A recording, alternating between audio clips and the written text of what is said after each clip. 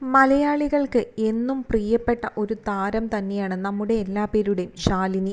Baby ശാലിനിയായി സിനിമയിലെത്തിയിട്ട് പിന്നീട് നായിക പദവിയിലേക്ക് ഉയരുകയായിരുന്നു ശാലിനി.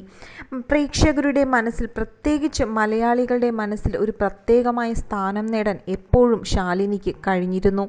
ബേബി ശാലിനി എന്നുള്ള പേര് മാറി പിന്നീട് ശാലിനിയായി സിനിമാ രംഗത്തേക്ക്, നായിക രംഗത്തേക്ക് എത്തിയപ്പോൾ ഇരു കൈയും നീട്ടി ശാലിനിയെ ആരാധകർ സ്വീകരിച്ചു. മോഹൻലാൽ നായകനായി എത്തിയ നവോദയ അപ്പച്ചൻ സംവിധാനം ചെയ്ത എൻ്റെ മാമാട്ടിക്കുട്ടിയമ്മയ്ക്ക് എന്ന ചിത്രത്തിലൂടെയായിരുന്നു ശാലിനി തൻ്റെ അഭിനയ ജീവിതം ആരംഭിക്കുന്നത്.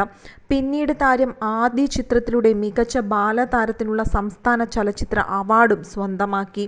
മലയാള പ്രേക്ഷകരുടെ തന്നെ സ്വന്തം മാമാട്ടിക്കുട്ടിയായി മാറി. അതിനുശേഷം വർഷങ്ങൾക്ക് ശേഷം അനിയത്തിപ്രാവിൽ അഭിനയിച്ചു. മിനി എന്ന കഥാപാത്രം ഇന്നും ആരാധകരുടെ മനസ്സിൽ തങ്ങി നിൽക്കുന്ന ഒരു കഥാപാത്രം തന്നെയാണ്.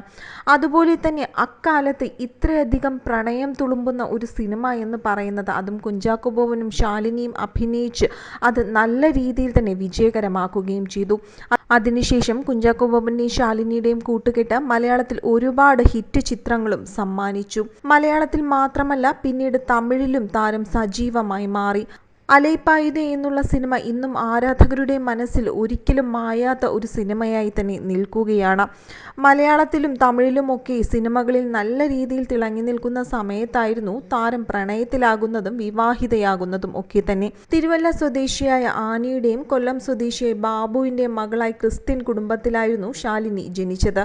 എന്നാൽ പിന്നീട് ശാലിനി വിവാഹം കഴിച്ചതാകട്ടെ ബ്രാഹ്മൺ സമുദായത്തിൽപ്പെട്ട നമ്മുടെ തമിഴിൻ്റെ തന്നെ തല എന്നറിയപ്പെടുന്ന അജിത്തിനെയും. അമർക്കളം എന്ന തമിഴ് ചിത്രത്തിലെ ലൊക്കേഷനിൽ വെച്ചായിരുന്നു അജിത്തും ശാലിനിയും പ്രണയത്തിലാകുന്നത്. ചിത്രത്തിൻ്റെ ഷൂട്ടിങ്ങിനിടയിൽ അജിത്തിൻ്റെ ഒരു അബദ്ധം കാരണം അന്ന് ശാലിനിക്കൊരു ചെറിയ പരിക്ക് പറ്റിയിരുന്നു. ഈ മുറിവ് ശുശ്രൂഷിക്കാനും മറ്റുമായി അടുത്തുകൂടിയാണ് പിന്നീട് ശാലിനിയും അജിത്തും തമ്മിൽ പ്രണയത്തിലാകുന്നത്.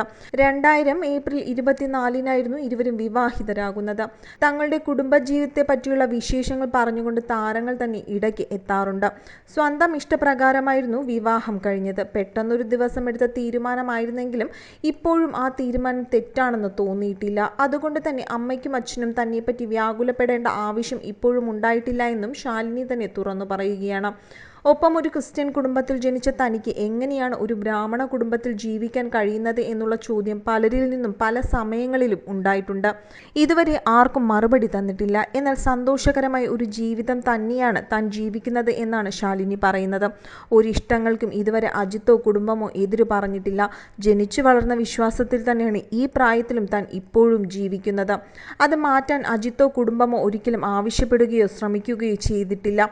പലർക്കും അതറിയാനായിരുന്നു ഏറ്റവും കൂടുതൽ താല്പര്യം, ഞാൻ മതം മാറിയോ എന്ന്. എന്നാൽ ഇതുവരെ താൻ മതം മാറിയിട്ടില്ല എന്നും തൻ്റെ വിശ്വാസത്തിൽ തന്നെയാണ് ഇന്നും താൻ ജീവിക്കുന്നതെന്നും ശാലിനി അഭിമാനത്തോടു കൂടി തുറന്നു പറയുകയാണ്. തന്നെ മതം മാറ്റാൻ തൻ്റെ ഭർത്താവും കുടുംബവും ശ്രമിച്ചിട്ടില്ല എന്നും ശാലിനി വ്യക്തമാക്കുന്നു.